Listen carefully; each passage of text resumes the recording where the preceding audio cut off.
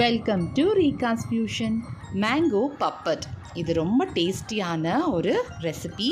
மாம்பழ சீசன் இருக்கும்போதே இதை செஞ்சு வச்சுக்கிட்டிங்கன்னா ரொம்ப நாள் வச்சு சாப்பிடலாம். இதை எப்படி செய்யலான்னு பார்க்கலாமா? அதுக்கு நம்ம இந்த மாதிரி பழுத்த மாம்பழம் எடுத்துக்கணும்.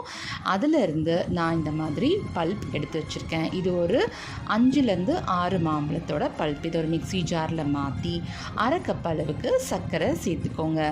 இதை ஸ்மூத்தாக அரைச்சி எடுத்துக்கணும். இப்போது நம்ம ஒரு ஹெவி பாட்டம் பேன் வச்சுக்கிட்டு அரைச்ச அந்த பேஸ்ட் அதுக்குள்ளே சேர்த்து நல்லா கிண்டி விட்டு ஒரு 10 நிமிஷம் போல் வேக விட்டு எடுத்துக்கோங்க. நல்லா வெந்ததும் ஒரு மாதிரி டிரான்ஸ்பரண்ட்டாக மாறும். இப்போ ஒரு சிட்டிகை உப்பு, ஒரு 1/2 லெமன் பிழிஞ்சு விட்டுக்கோங்க. ரெடியான இந்த பல்ப்பை நெய் தடவின தட்டில் மாற்றிக்கோங்க. இந்த மாதிரி ட்ரான்ஸ்ஃபர் பண்ணிக்கோங்க. பண்ணிவிட்டு ஈவனாக ஸ்ப்ரெட் பண்ணி விட்டுக்கோங்க.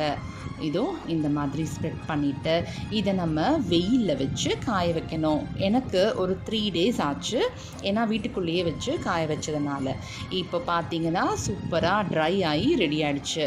இதை ரெடியானதும் இந்த மாதிரி எடுத்திங்கன்னா அழகாக வரும். பார்த்தீங்களா எவ்வளோ க்ளாஸியாக இருக்குது. ரொம்ப டேஸ்டியாக இருக்கும். இதை நம்ம கேண்டீஸ்க்கு பதிலாக இந்த மாதிரி நீங்கள் கொடுத்து சர்வ் பண்ணலாம். பசங்களுக்கு ரொம்பவே பிடிக்கும். கண்டிப்பாக நீங்களும் இதை வீட்டில் ட்ரை பண்ணி பார்த்துட்டு எனக்கு கமெண்ட் பண்ணுங்கள். இந்த வீடியோ உங்களுக்கு பிடிச்சிருந்தா லைக் பண்ணுங்கள், ஷேர் பண்ணுங்கள், கமெண்ட் பண்ணுங்கள், சப்ஸ்கிரைப் பண்ணிக்கோங்க. தேங்க்யூ.